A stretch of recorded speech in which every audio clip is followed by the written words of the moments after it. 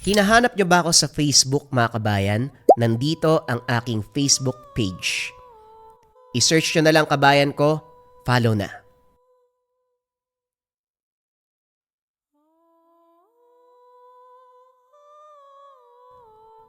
Ang kwentong ito ay hango sa totoong buhay. Mula ito sa isa nating kabayan na itago na lamang natin sa pangalang Sara. Taong 2009, Sikihor. Maraming pamamaraan ang kampo ng kaliwa upang magpalaganap ng kababalaghan. Isa rito ang tinatawag na tapik. Ayon nga sa kasabihan, kapag tinapik ka, tapikin mo pabalik para makontra ang sumpa. Ito ang kasabihan na hindi maunawaan ni Sara, pero sa sandaling naranasan, nagbago ang paniniwala. Mga iha, huwag muna kayong gagala sa bayan. Alam kong yon ang pinunta nyo dito sa probinsya, pero mas mainam na ipagpaliban lang muna. Makakagala naman kayo sa ibang araw eh. At isa pa, sa susunod na linggo ang pista, marami pang oras. Wika ni Lolo Bel na ikinagalit ni Sara. Lolo naman, pwede bang wag niyo kaming higpitan? Ngayon na nga lang kami nakauwi, tapos ganyan pa po kayo. Kasama ko naman po sila oh, mag-iingat po kami. Tugon ni Sara. Makinig ka na lang, apo. Ikaw na rin na nagsabi na ngayon ka na lang nakauwi. Sa ilang taon ang paninirahan mo sa ibang lugar, wala kang ideya sa pagbabago ng bayang ito. Kaya pakiusap, makinig ka sa nakakatanda. Si Lolo naman. Alam ko na kung anong iniisip mo. Hindi naman kami makikipag-inuman o makikipaglandian sa mga lalaki. Ay nako, sino ba naman ang makakaisip na lumandi sa lugar na to? Nakakadiri yung mga tao oh. Hindi yan ang ibig kong sabihin. O siya, nasa iyo kung makikinig ka o hindi. Basta ano man ang mangyari sa inyo, huwag mong kakalimutan na binalaan kita. Huling wika ni Lolo Obel. Ito namang si Lolo, akala siguro kapanahunan niya pa kaya ganyan ko mag-isip. Bulong ni Sara. Hindi nakinig sa payo ng matanda. Gumayak at dinaanan ang mga kaibigan na katulad niya nagmula din sa syudad. Gabi na nang makarating, sumalubong kagad ang napakalakas na musika mula sa naglalakiang sound system. Masaya, aliw na aliw, lahat ng nakipagsayawan nakangiti. Sa nakita walang pasabi na umindayong kagad si Sara at ang mga kasama. Puno ng kasiyahan, marami na ring nakilala dahil ilang beses inaya ng sayaw. Katulad ng sinabi kay Lolo Abel, hindi lumande ang dalaga. Para sa kanila, katuwaan habang ninanamnam ang buong probinsya. Kaso nga lang, hindi maiwasang mag-inuman lalo na kapag nagkayayaan. Hindi naman sila nagpapasali ng lalaki, puro babae lang sila. Aba, ang lalaki nyo na! Mga dalaga na nga. Naalala ko pa nung araw. Mga paslit pa lang kayo na naghahabulan. Naliligo pa sa paliguan ng kalabaw eh. Tapos yung palayan ni Mang Abel, pinagdidiskitaan nyo. Hindi pa anihan pero pinipigtas nyo mga bunga. Wika ni Mang Ambo, may-ari ng tubaan dito sa tabi. Naku, pinapaalala nyo pa. Nahiya nga kami pag naaalala namin yun eh. Wala na po ba kayong inumin bukod sa lambanog? Ay, matapang ang beer dito, kakayanin nyo kaya? Meron ako rito pero saka ko lang ibibigay kung makakayanan nyo nga ang tapang. Si Manong, kami pa talaga ang hinamon. Kung hindi nyo po na itatanong, ilang beses kaming lumiban sa klase, no? Para mag-inuman. Bino pa nga ang iniinom namin eh. Yan pa kayang beer. Wika ni Gina, isa sa mga kasama. Ano pa nga bang magagawa ko? Gusto ng magagandang customer ang alak. O sige, paikutin ang baso. Nagpilian ang mga ito ng lapagan ng bote. Agarang binuksan at sinimulan ang inuman. Habang nagkakatuwaan sa kabilang banda, may nagmamasid. Isang matanda na kanina pa nakatingin sa mga dalaga. Nang masipat ito ni Mang Ambo, kagad nilapitan para sitahin. Huwag mo kong pagsabihan, Ambo. Alam mo wala akong masamang intensyon sa mga bata. Hayaan mo kung pagmasdan sila. Wika ng matanda, si Manoy Condino. Inunahan sa pagsasalita si Mang Ambo. Tumabi naman si Mang Ambo nang bumuga ng makapal na usok mula sa tabako. Gusto ko lang makasigurado, Manong. Marami ka ng pinagkatuwaan. Ayoko nang maulit yan. Kakawi lang na mga dalaga sa bayang ito. Dito sila lumaki at nagkamuwang. Palampasin mo sana sila. Napalunok si Mang Ambo nang sumulyap ang nanlilisik na mga mata nito. Umatras siya. Nag-iwas ng tingin. Ikaw ba sa tingin mo, tama ang ginagawa mo? Huwag mong ikaila. Hindi lang ako ang masama rito. Baka nakakalimutan mo kung sino ka talaga, Ambo. Natahimik si Mang Ambo. Malalim ang paghugot ng hininga. Bumalik na lamang sa tindahan bago pa makatikim ng salita mula sa matanda. Pero hindi alam ng dalawa na pinapanood din sila ni Lolo Abel. Maya-maya pa ay lumapit ito. Kapag ganitong may okasyon at matao, lumilitaw ka, Condino. Nagawa mo pang sitain si Ambo, pareho naman kayong may timang budi. Hindi ko ugali magsalita pero binabalaan kita. Sa oras na galawin mo ang mga dalaga, ako mismo ang makakalaban mo. Ngumisi si Manoy Condino. Hinitit ang sigarilyo bago tinapon. Humigpit ang hawak sa tungkod. Tumitig sa mesa nila Sara. Nakakatawa ano? Pare-pareho tayong may tinatagong baho, pero kanya-kanya sa pagbabanta. Alam kong nagsalita ka lang dahil apo mo ang isa sa kanila. Pero huwag kang mag-alala. May natitipuan ako, pero hindi ang apo mo. Paano kung sabihin kong apo ko ang lahat ng mga yan? Hindi man sa dugo pero sa pagkilala. Condino, wag na lang nating idamay ang mga bata. Marami namang lapastangan dyan. Sila na lang ang pagkatuwaan mo. Pakiusap lang. Wika ni Lolo Bel. Ang tinutukoy nito, ang mga kapitbahay na nanggugulo sa araw-araw. Huwag mo kong utusan. Ikaw, bakit hindi na lang ikaw ang gumalaw sa mga yan? Total ikaw ang nakaisip Makinig ka rin, Abel. Hindi porket kilala ka ng mga tao rito bilang mabuti, aasta ka ng bayani. Hindi mo ko mauutusan kung sino o hindi ang bibiktimahin ko. Hindi rin ako nag-uutos. Ang sa akin lang naman dapat marunong kang pumili ng bibiktimahin. Matandang to, masyadong bastos. Kita nagsasalita pa ako, umalis. Gurang na, wala pang modo. Napabuntong hininga si Lolo Bel. Binaling na lamang ang pansin sa nagsasayahang mga tao. Nalipat ang pagbabantay sa apo at sa kasamahan nito. Sa bayang yan, kung may sapat kang kaalaman at karunungan, madali lamang matutukoy kung sino sa mga sumasayaw ang mabuti at masama. Sa lugar kasing ito, talamak ang manggagaway, manlalason, mantatapik, at minsan pa umiiksena ang mangyayanggaw. Nang makitang tumayo na ang grupo ni Sara, nagmamadali sa pag-uwi ang matanda. Sa daan pa lang, hindi maiwasan ang paghinto. Si Gina ang nagmamaneho at dahil tinamaan ng alak, dahan-dahan ang usad. Sa kalagitnaan, may pumara.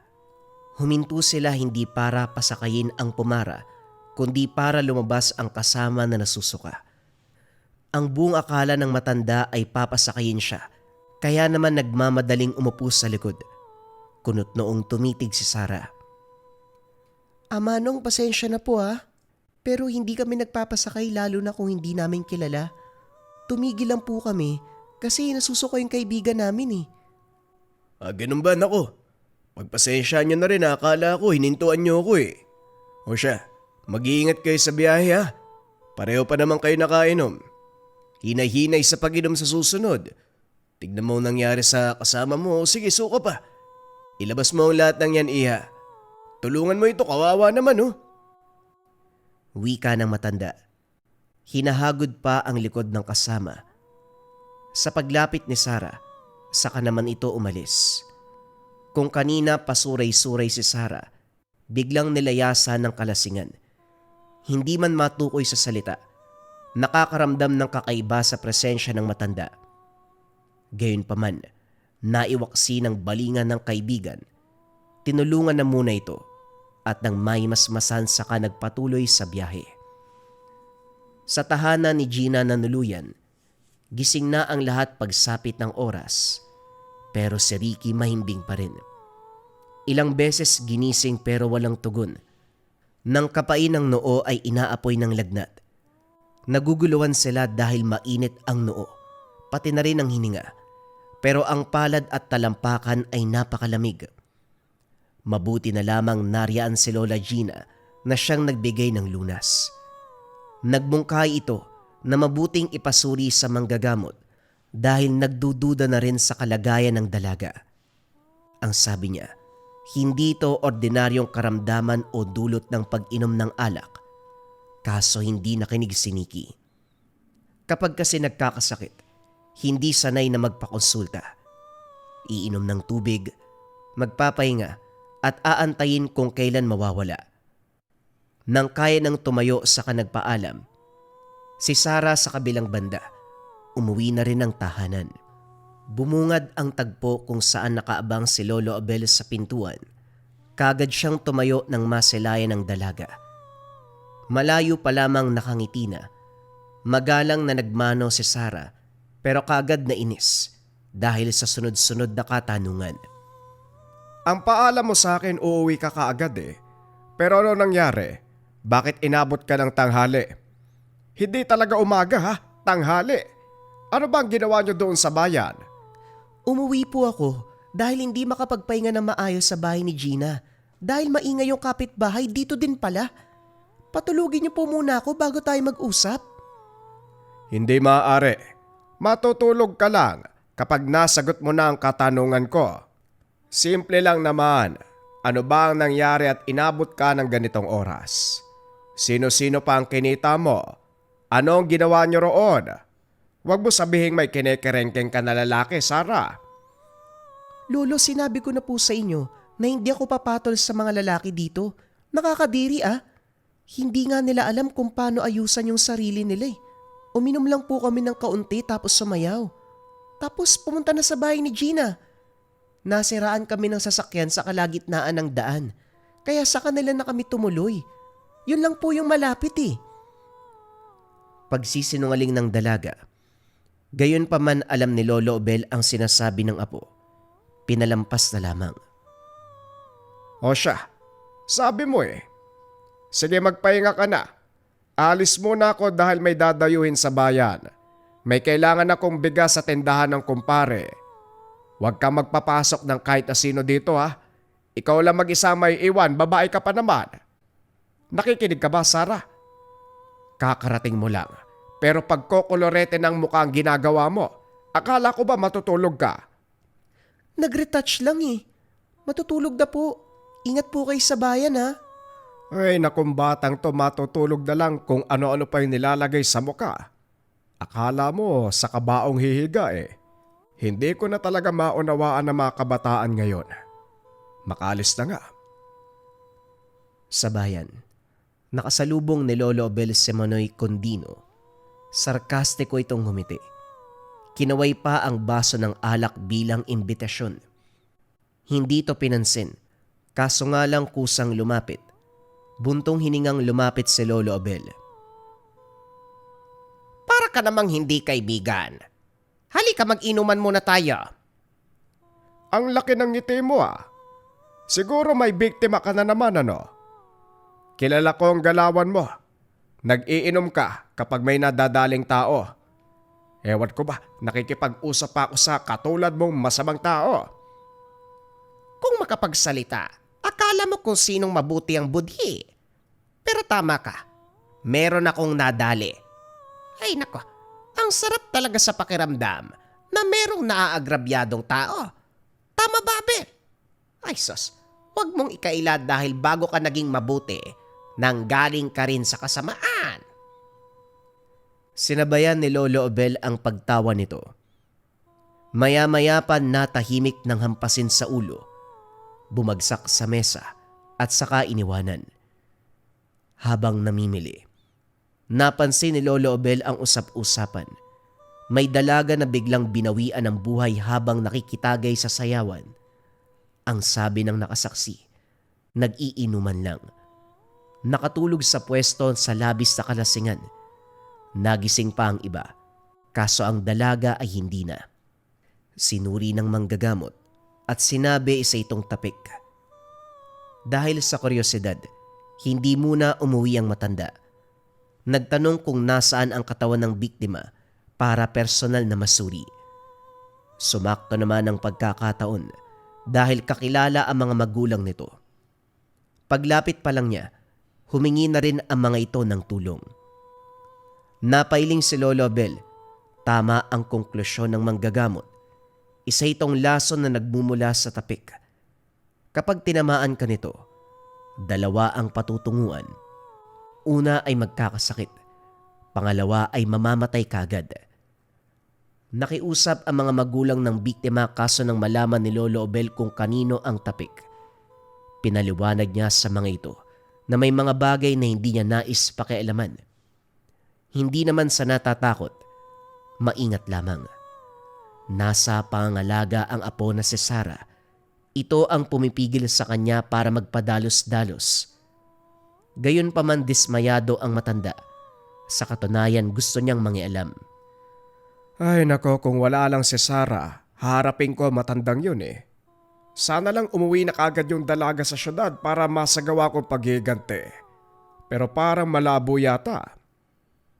Ho, kakarating ko lang po, papalisin nyo kagad. Ang sama mo talaga sa akin, Lolo. Ay, nandiyan ka pala. Ay akala ko tulog ka eh. Hindi naman sa ganon. Gusto ko sana maglakwatsa kaso hindi pwede dahil nandito ka.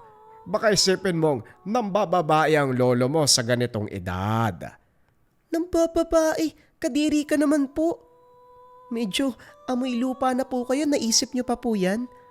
Pero may dala ka po bang pagkain? Nagugutom na ako eh. Ay nako, meron dyan. Ikaw na ang bahala. O siya, ako naman na magpapahinga.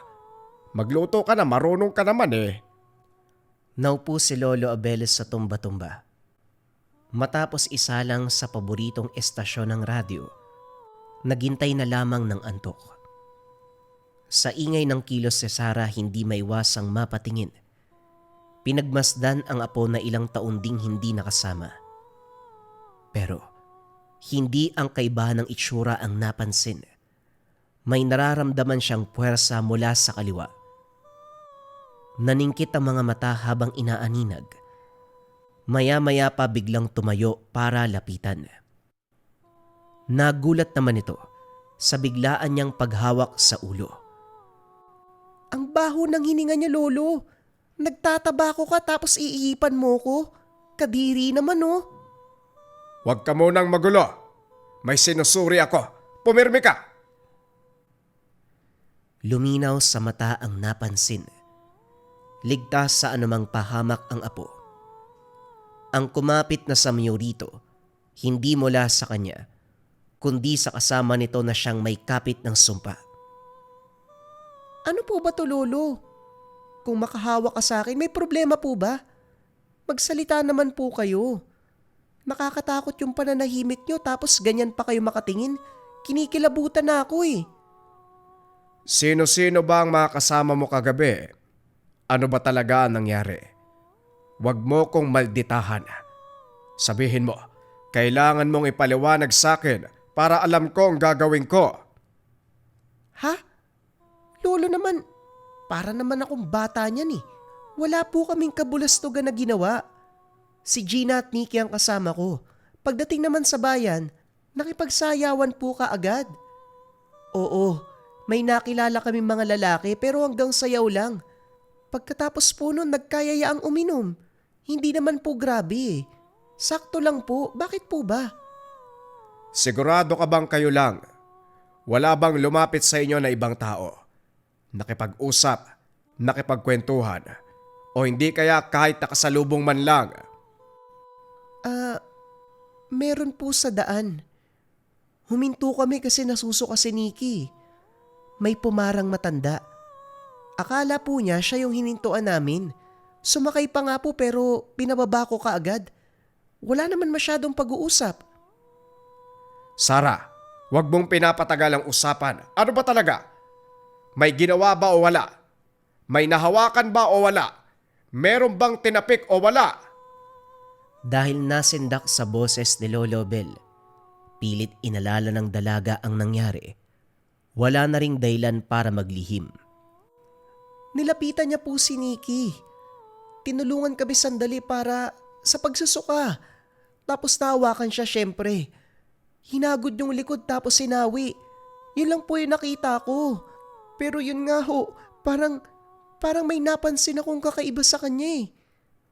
Sus Mariosep, sinasabi ko na nga ba? Binalaan na kita na huwag kayong tumuloy pero hindi ka nakinig. Tignan mo ang nangyari sa kaibigan mo ngayon. Tinignan ni Sara ang paligid na parang may hinahanap. Nagtaka si Lolo Obel sa ginawa ng dalaga. Nasaan po si Nikki? Wala naman siya, paano ko titignan? Ay naku sus Mariosep ka. Masisiraan ako ng bait sa'yo eh. Seryoso ko dito tapos haluan mo ng pagbibiro. Ang sarap mo kutusan makinig ka. Samahan mo ko sa bahay ng Nikki na yan. Kailangan natin makasigurado na ligtas siya. Bakit po nasa panganib ba siya? Ano po ba yan? Mariosep, sige na! Kagandang babae ang hina ng utak. Lumaki ka sa syudad. Nakapag-aral ng maayos sa universidad pero bakit ganyan yung utak mo? Halika na! Makikita ang pag-aalala sa mukha ni Sara. Dahil kung tutuusin, siya ang nagyaya sa mga ito. Matapos makapagmeryenda, gumayak na sila. Sa daan palang bukang bibig na ng tricycle driver ang sinapit ng biktima kanina sa bayan. Si Sara na nakikinig, hindi maiwasang matakot para kay Nikki. Sa pagsasalaysay kasi ng driver, matandang lalaki ang usap-usapan na nagpapakalat ng sumpa. Walang ibang pumasok sa isipan kung hindi ang nakainkwentro sa daan. Hindi na binigyan ng pangalan kung sino pero duda na ang dalaga. Pagdating sa tahanan ni Nikki, sumalubong ang lola nito. Kagad humingi ng saklolo dahil hindi na matigil sa pagsusuka si Nikki. Nakakadire ang inilalabas ng sikmura dahil kulay puting malapot na likido. Kung sa malayo titignan, aakalain mong nana. Bukod pa riyan, may maliit na insektong nakalutang, patay na ang mga ito. Sa parte naman ni Nikki, putlang-putla, mababaw ang paghinga, nanginginig. Malamig ang pawis pero nag-aapoy ang katawan. Kahit lakasan man ang boses sa tuwing tatanungin, tititig lamang ito at sesenyas na walang naririnig. Sumusubok magsalita pero walang boses. Sinuri ni Lolo Abel at dahil ayaw malaman ng iba ang pamamaraan, pinalabas muna ang lola ng pasyente at si Sara. Tumalima naman ang mga ito. Nang dalawa silang natira, sinagawa na ang paglulunas. Iha, masasaktan ka nito pero asahan mong gagaling ka pagkatapos. Akin ang kamay mo. Susugatan ko ng kaunti para sa patak ng dugo. Hinalo sa langis ang dugo ng dalaga. Kumuha din ng patak ng sinukang likido. Nang paghaluin, paulit-ulit na inusala ng orasyon, inihipa ng 3 beses. Pagkatapos ito pinainom, inisahang lagok. Pinasundan ito ng paglapat ng orasyon sa kabuuan ng dalaga. Sa kabutiang palad gumaan ang pakiramdam pagkalipas ng ilang sandali. Tinawag si Sara para ligpitin ang kalat. Mag-iinarte sana pero binatukan ni Lolo Abel. Hindi nga ako naglilinis ng suka ng tatay ko noon tapos ngayon uutusan mo ko? Ang baho pa. Paano kung may lason to? Malipat pa sa akin yung sumpa. Reklamo ng dalaga pero patuloy pa rin sa paglilinis. Si Lolo Abel naman, nag-ikot sa tahanan para magbasbas. Nilagyan ng pangontra ang tapat ng pintuan. Isa itong pamatay sumpa para hindi na maulit ang nangyari. Pagkatapos ito, nagpaalam na sila. Inakala ni Sarah na uuwi na pero dumaan ang matanda sa tubaan. Pabagsak na inupo ang sarili. Hindi napigilan ang pagdadabog. Huwag kang magdabog ha. Hindi ka na bata. Babaeng to kung umasta, akala mo 8 anyos. Lamutaking ko yung huso mo eh. Umayos ka, Sarah ha. Kasi naman iing-ihi na ako tapos pupunta pa tayo dito. Kunin nyo na lang po yan. Dalhin nyo na lang po sa bahay. Hindi ko na talaga kaya, Lolo. Kapag ako naihi dito, dagdag yan sa kahiyan mo. Ay pambihira o siya. Magantay ka riyan at makikisuyo ako kay paring Brando. Pagbalik ng matanda, kaagad kumaripa si Sarah matapos pumayag ng may-ari. Umikot sa likod, nakigamit ng palikuran. Pagkalabas niya, napansin na may biglang tumapik sa balikat. Nanlamig sa kinakatayuan ng dalaga. Damang-dama ang pinasang enerhiya. Nakakatakot, nakakakilabot. Napatuwid ng tindig habang napapalunok. Lumapit ang tao, pinatong ang baba sa balikat. Pag uwi mo sa inyo, maligo ka ng asin kung ayaw mong tabla ng sumpa. Matatakot na sana si Sarah kaso nakilala ang boses. Binago man ng kaunti para manakot, nakilala pa rin. Hindi lang tapik pabalik ang tinanggap, binigwasan at kinaltukan. Baliw ka talaga, Gina. Akala ko magkakaroon na ako ng sumpa. Ay pasensya na. Nakita kitang nagmamadali sa pagpasok ng palikuran eh, kaya naisip kong gulatin ka. Hindi ko alam na matatakot ka kaagad. Baliw ka ba? Ikaw kaya yung nasa posisyon ko. Sa nangyayari sa lugar na to, hindi ka ba naman matatakot? Alam mo ba ang nangyari kay Nikki? Oo nga eh. Ngayon ko lang nalaman.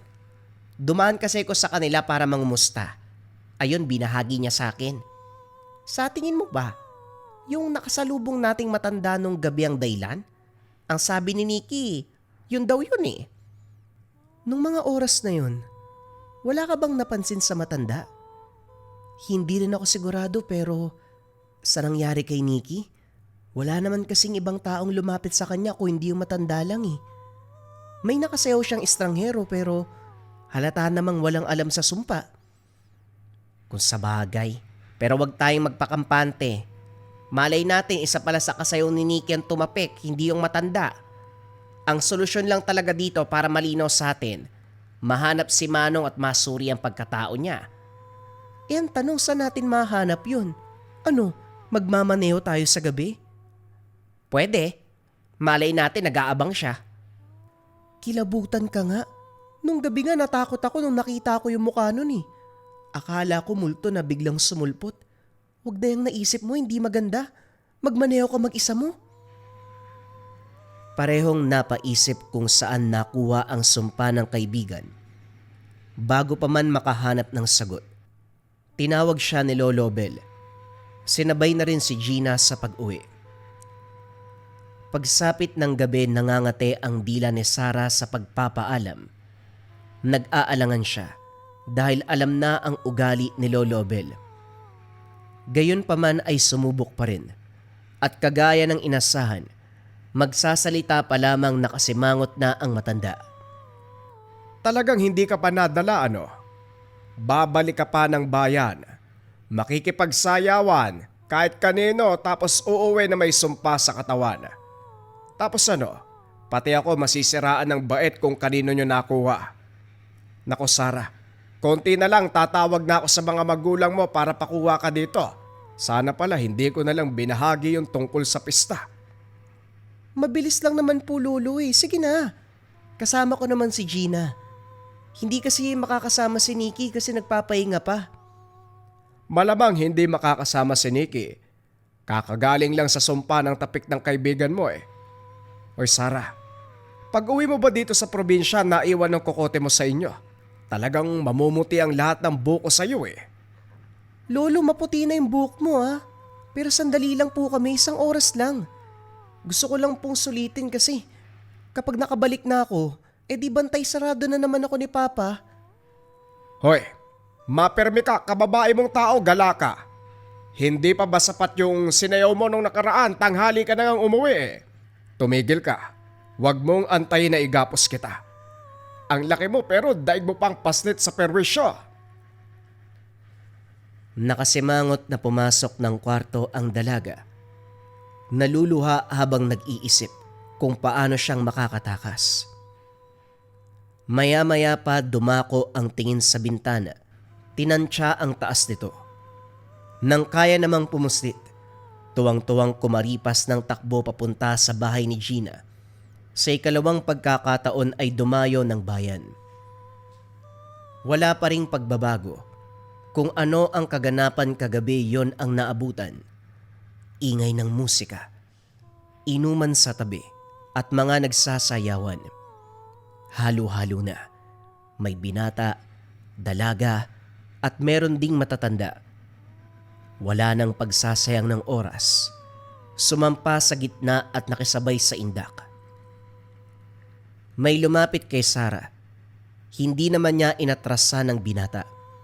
Sabay sa indayog ng musika. Maya-maya pa, napangiwi ng hawakan sa bewang. Sa pilitang inilagay ang mga kamay sa balikat. Sa halip na sumunod, bigwas ang binigay. Dito nagkaroon ng gulo dahil hindi inaasahang susuntok ang binata. Alerto si Gina na kaagad ding sumugod para ipaglaban siya. Nakisali ang iba kaya lumaki ang gulo. Malas dahil nakaronda ang mga tanod sa barangay ang diretsyo. Mabilis namang naayos nang makilala ng kapitan si Sarah. Kumpare ito ni Lolo Abel at naniniwalang hindi magsisimula ng gulo ang isang babae. Kaya naman pinauwi na sila. Habang lulan ng sasakyan, biglang huminto si Gina sa may palikong daan. Sumulpot ang matanda. Kinabahan dahil ito ang pumara nung nakaraan. Malaki ang pagkakangiti na lumapit sa bintana. Hindi pinagbuksan. Kaso hindi rin makalis dahil namatay bigla ang makina. Sa walang tigil na pagkatok ng matanda, napilitan silang humarap. Mga iha, napadaan uli kayo ah. Mukhang sunod-sunod na ang pagdayo nyo sa bayan. May kinikita siguro kayo ano? Sa mukha nyong yan. Para kayo mga bata na tumakas sa mga magulang para makipagkita sa mga kalaro. Huwag kayo mag-alala. Hindi ako magsusumbong. San ba ang tungo nyo? Makikisabay lang sana kung makakaabot kayo ng kabilang bayan, mas mabuti. Wika nito. Kusang umupo sa likuran kahit hindi naman inimbitahan. Laking gulat din nila kung paano ito nakapasok sa loob. Nagtinginan si Gina at Sarah, nagtutulakan kung sino ang sasagot. Sa huli si Sarah ang tumugon. Sa may boundary lang po kami. Hanggang doon lang po kami. O sige, walang problema. Malapit na doon ang bahay ko. Konting lakad na lang makakauwi na. Sino po ba kayo, Manong? Ano pong pangalan nyo? Bakit palagi kayo nandito sa kalsada? Katulad nyo, isa akong dayo sa bayan. Ako na lang mag-isa sa buhay kaya naghahanap ng aliw. Ng saya. Sa katunayan, pang ilang gabi ko na to eh. Siguro sumakto lang din na sa tuwing uuwi ako. Dito nyo ako maabutan. Maglalakad kasi ako tapos papara ko may dadaan eh. Siguro Rekto. Tawagin nyo ako sa pangalang Mang Rekto. Nakahinga ang dalawa nang magpakilala ito. Umandar na ang sasakyan. Nagsimulang magmaneho. Hindi komportable ang dalawa. Salitan ang pagsulyap nila sa matanda na nakangiti lang. Maya-maya pa, naalerto sila nang hagurin nito ang dibdib. Ngumanga na parabang nahihirapan sa paghinga. Hininto ang sasakyan at dali-daling tinulungan. Inalalayan palabas para makahinga ng maayos. Sa kabutiang palad, bumuti rin makaraan ang ilang sandali. Ay, mabuti na lang talaga nandiyan kayo. Maraming salamat mga iha. May dinaramdam ako sa puso kaya ganito ang nararamdaman ko eh. Naubusan ako ng gamot. Kaya ito ang nangyari. O siya, tumuloy na tayo. Anong oras na? Maayos na ako. Huwag na kayo mag-alala. Walang imik sa buong biyahe. Pagdating ng boundary binaba si Mang Recto. Kumakaway pa ito habang hinahatid sila ng tanaw. Hindi na nila ito kasama pero kinikilabutan pa rin sila. Sa takot, sa bahay muli ni Gina nakitulog si Sarah. Kinabukasan pag-uwi ng bahay sermon ni Lolo Abel ang agahan. Hindi nakapagsalita ang dalaga. Minabuti na lang makinig, magintay kung paanong lilipas ang galit ng matanda. At sa araw na yon, hindi na siya nakalabas pa. Sinamahan siya nito sa kwarto para mabantayan. Ganito ang sitwasyon ng maglolo hanggang sa lumipas sa mga araw. Nalulungkot si Sarah dahil sa pag-uwi nito, probinsya ang iniisip na puro kasayahan ang matatamasa. Kaso nga lang kabaliktaran na nangyari, hindi na rin nakita si Gina o si Nikki. Hindi man lang siya binisita, marahil pinagsabihan din ng lolo. Nang sumunod na araw napansin ni Sarah na sumasama ang pakiramdam. Binigyan naman ng lunas ni Lolo Bel. Nilagang halamang gamot. Ito ang ininom sa loob ng ilang araw pero hindi pa rin bumuti ang lagay.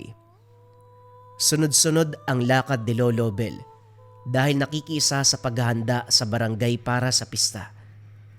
Ilang araw na lang kasi, marami pang dapat trabahuin. Madalas na naiiwang mag-isa si Sarah, hindi naaabutan ng matanda dahil aalis ito ng tulog pa siya at umuuwi na tulog na rin siya. Hinayaan na lamang ni Sarah ang karamdaman. Umabot sa punto na pagod ang katawan, nahihirapan sa pagbangon. Pero lahat ng ito ay hindi alam ni Lolo Bel. Abala masyado ang matanda. May pagkakataon pa na inabangan sa sala pero sa huli, hindi pa rin nakapag-usap dahil nakatulog na siya. Ang lolo naman, nagmamadali sa pagpunta ng silid upang makapagpahinga. Sa paglipas pa ng araw, namalaya na lang ni Sarah na sumusuka na siya, namanhid ng matulad sa kalagayan ni Nikki, naglalabas ng malalapot na berdeng likido at meron ding patay na mga insekto. Kagad kumilos ang isipan para alalahanin ang naganap nung huling gala. Dito siya namutla nang maalala si Mang Recto. Ngayon lamang nalinawan na sa pag-aalay nito palabas ng sasakyan matapos pahirapan sa paghinga. Kumapit ito sa kanya. Napaisip kung pati ba si Gina sinasapit ang ganitong sitwasyon. Mabigat man ang katawan, sinikap makalakad patungo sa kwarto ni Lolo Bel, naghahanap ng lunas. Langis lang ang meron, kaya ito ang pinahid sa tiyan at buong katawan. Ginaya ang madalas na nakikitang lunas ng matanda. Pinatakan ng langis ang baso ng tubig at nilagok.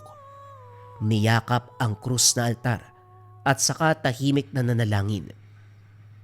Maya-maya pa gumaan ang pakiramdam. Hindi na malaya na nakatulog habang nasa mesa na nananatili sa ganong posisyon. Nagising siya sa malakas na boses ni Lolo Bel. Hoy Sarah, ano ba ginagawa mo dito? Aba, ginalaw mo mga gamit ko. Nagsasayang ka na tapo ng langis no. Niyakap mo pa ang krus, ibalik mo nga yan. Ano bang nangyayari sa'yo? Wala nang salita. Kinuha ang kamay ng matanda at saka pinatong sa ulo. Hindi maintindihan ni Lolo Bel nung una pero nang ihipan ng dasal, dito lumantad ang katotohanan. Nagulat siya matapos matukoy na ilang araw na ang nakalipas na merong iniindang sakit ang apo. Masyado po kayong abala sa barangay eh. Hindi nyo na ako nasikaso. Nitong nakaraan araw-araw nang sumasama ang pakiramdam ko. Kanina, sa ako lang nalaman na sumpa ng tapik kasi nagsusuka ako kagaya kay Nikki. Lolo, gamutin niyo po ako. Ayoko pang mamatay. Kumalma ka sa pagsasalita, hindi ka mamamatay. Hindi ako papayag. Sige, halika muna dito. Lulunasan kita. Parehong proseso pa rin ang ginamit. Patak ng dugo at ng suka ang pinaghalo-halo sa langis. Inihipa ng orasyon bago pinainom. Nakalagok na ng langis kanina ang apo. Umepekto ang bisa na kusang nilinis ang kaloob-looban ng dalaga kaya hindi nahirapan sa pagluna si Lolo Abel. Hindi maiwasang puriin si Sarah sa bilis ng pag-iisip.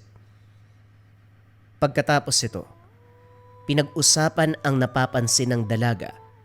Napag-alaman ang tungkol kay Mang Recto. Batay sa paglalarawan, hirap si Lolo Abel na makilala. Wala siyang maisip na taong may ganong itsura. Habang nag-iisip kung paanong hahanapin ang matanda, nagmungkahi ang dalaga.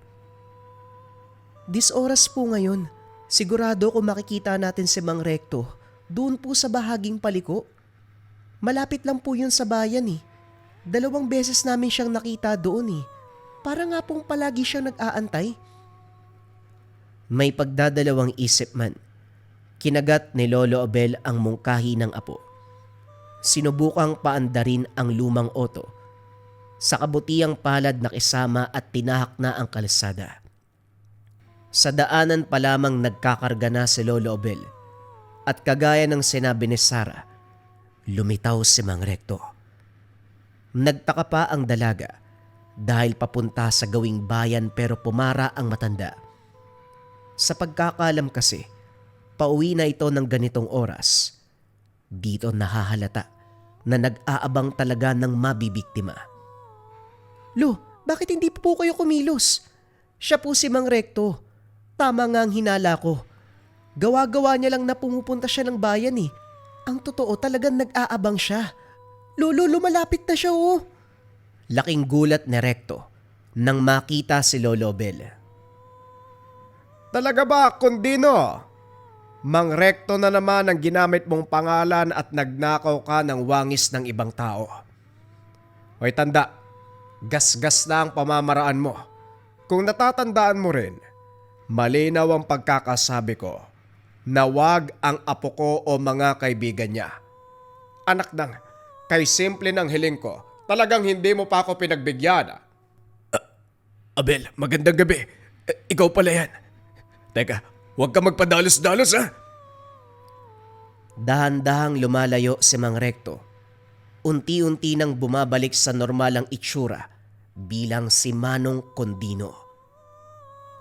Oh, tama nakakatras. Napaghahalataan kang duwag eh. Halika dito. Magkalinawan tayo, Abel. Ano ba gusto mong mangyari? Kasi ako, kung ano man ang nais mo sasabayan ko. Ganun akong kabait na tao. Maya ka naman.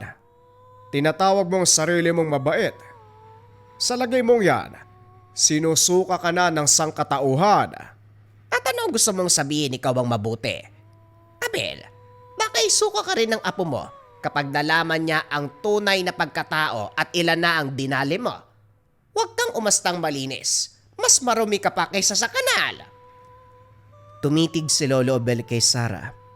Hindi maiwasang mahiya nang mapansin ang titig ng apo. Patuloy sa pangaasar si Monoy Kundino. Binibigyan ng ideya si Sarah kung ano siyang klase ng tao. Hindi na rin nanahimik ang apo.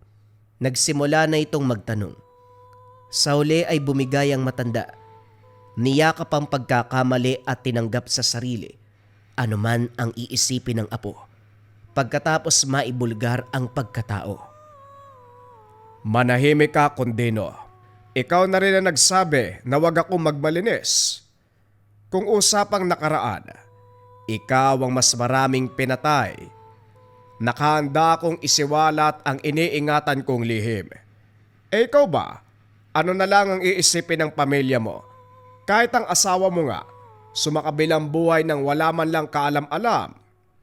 O Sarah, minsan na akong pumatay ng mga inosente. Bago ko natutunan ang panggagamot, naging kampon ako ng kadiliman. Tigalpo, tapik, lahat yan gawain ko. Pero nagbago ang lahat nang simula kong yakapin ang kabutihan. Magmula ng araw na yon, binago ko ang sarili ko. Pinalitan ko ng panggagamot ang dating kasamaan. Pero hindi ko pinaalam sa mga tao na may karunungan ako. Nahihiya ako sa nakaraan ko. Naisip ko, bakit may lakas ng loob ako maggamot? Gayong ilang buhay na ang kinitil ng aking kamay. Kaya kung napapansin mo, walang dumadayo sa bahay para magpakonsulta. Ginagawa ko to ng palihim. Tumutulong ako sa mga tao. Ginagamot ko sila kahit hindi nila alam. Ano, Rekta? Este Kundina, kung ano man ang pangalan mo. Masyado kang tumatapang, Abel. Anong gusto mo palakpakan kita? Masyado kang madrama. Isa lang naman ang gusto ko iligpit ang sagabal. Kabilang ka na doon, kaya pasensyahan tayo. Nagsaboy ng langis sa hangin si Lolo Bel. Inihipa ng 3 beses. Agarang umepekto ang bisa. Hindi magkamayaw sa pagsigaw si Monoy Condino. Kinusot-kusot ang mga mata. Nagsimulang mapaso. Hindi na pinalampas ng matanda. Hinugot ang baril mula sa sasakyan. Inubos ang bala. Isang bahagi lang ang pinaputokan. Walang iba kung hindi ang ulo. Matapos maubos ang bala, wasak din ang bungo. Humandusay ito sa gitna ng kalsada. Si Sarang nakasaksi, nanginginig at kinikilabutan, namumutla habang nakatitig sa bumabahang dugo. Hindi makatingin kay Lolo Bel. Sumisigaw ang isipan na tumakbo palayo dahil kahit lolo ito, nakakaramdam siya ng takot. Pero sa uli hindi siya lumabas ng sasakyan. Nanatili hanggang sa namalayang bumalik na sila ng tahanan. Nasa loob lamang siya ng kotse. Samantalang nakasandal sa gilid si Lolo Bel. Tahimik siyang nakinig sa kumpisal nito. Tama ang lahat ng narinig mo kanina. Kung iniisip mong mabuti akong tao, nagkakamali ka. Masama ako nung kabataan, kahit nung nagkapamilya. Kaya nga iniwan ako ng lola mo dahil sa ginawa ko. Ang tatay mo naman nagpasya na lumipat ng lugar para doon ka palakihin. Hindi niya siguro binanggit sa'yo, pero sukang-suka siya sa akin. Hindi ko masisi pero maniwala ka. Sinusubukan ko ng maging mabuti. Kaso, sinubok na naman ang pagkakataon. Mahabang katahimikan ang namayani. Napabuntong hininga si Lolo Bel dahil hindi umiimik ang apo. Nagintay siya ng ilang sandali, subalit wala pa ring sagot. Lumabas ito ng sasakyan. Walang paalam na pumasok ng tahanan. Naunawaan niya ang kilos ng dalaga.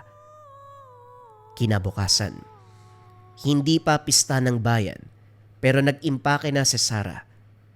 Hindi magilap si Lolo Obel kaya nag-intay. Wala siyang balak magpaalam dito.